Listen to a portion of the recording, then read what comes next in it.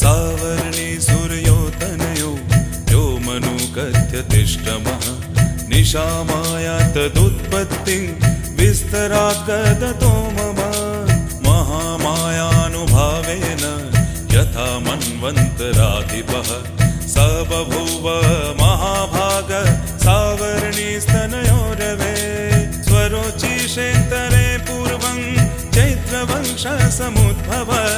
सूरथो नाम राजाभूत् समस्ते क्षितिमण्डले तस्य पलायत सम्यक् प्रजापुत्र निवोरसान् बभूव शत्रुवो भूपा